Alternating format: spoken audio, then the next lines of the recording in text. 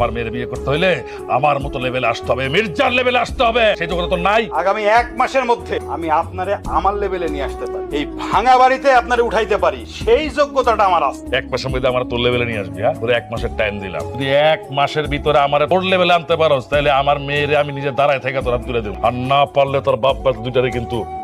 মির্জার মতো ভয়ঙ্কর লোকটা তুই চ্যালেঞ্জ ছুড়ে দিলি। আচ্ছা বাবা, তুমি শিক্ষক মানুষের এত ভয় পাও কেন? আমি তোরা কোলে ফিটে করে মানুষ করছি বাজান। আমার লাগে তো আমি ভাবি না কোনো তোর যদি কিছু হয়ে যায় আমি কেমনে বাসুম, কি নিয়ে বাসুম বাজান ক। সেই দিন আর নাই, তুমি নিজেকে শক্ত করো বাবা। আমি বুঝে শুনেই চ্যালেঞ্জ দিয়েছি, আগামী 1 মাসের মধ্যে মির্জাকে আমি রাস্তায় নামাবো, তার অহংকারকে আমি ধুলোর সাথে মিশায় দেবো। মির্জা, তোর তো কাউন্টডাউন শুরু।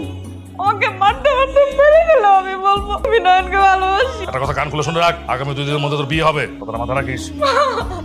বাবাকে বোঝাও আমি অন্য কাউকে বিয়ে করবো না মা। আসসালামু আলাইকুম মির্জা সাহেব। তুই মালিক না? জি আমি মালিক। তোর এত বড় সাহস কে দিচ্ছে যে আমার জমি দখল করস? তোর আড়তের পাশে আমার যে জমি ছিল সেটা তুই দখল করছিস কেন?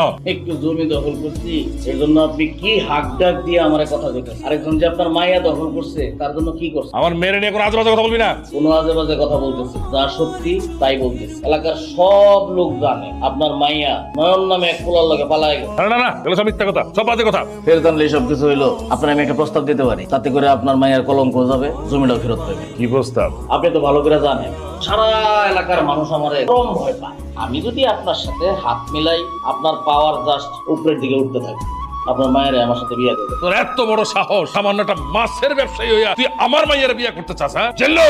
এসব জিল্লু ফিল্লু কোনো কাজ হবে না। সময় দিয়ে গেলাম একদিনের মধ্যে চিন্তা ভাবনা করে পজিটিভ রেজাল্ট জানাইবেন। এই জানো, মাছ কাটা মালিক আসছিল আমাদের বাসায় আমাকে বিয়ের প্রস্তাব দেওয়ার জন্য। ভালো তো, বিয়ে করে ফেলো। শোনো, মাছ কাটা মালিকরে আমি পাঠাইছি, তবে একটু ঘুরায় পেঁচায় বলছি যেন দৌড়াইতে দৌড়াইতে বিয়ের প্রস্তাব নিয়ে তোমাদের বাড়িতে যায়। কি তুমি কি আমার সাথে ফাইজলামি করো? হ্যাঁ, তুমি কি চাও ওই মাছ কাটা মালিকের সাথে আমার বিয়ে হোক? সমস্যা কি? মাছ কাটা মালিকের সাথে তোমার বিয়ে হলে খারাপ হবে না, ভালোই হবে, তোমার সাথে মানাবে ভালো।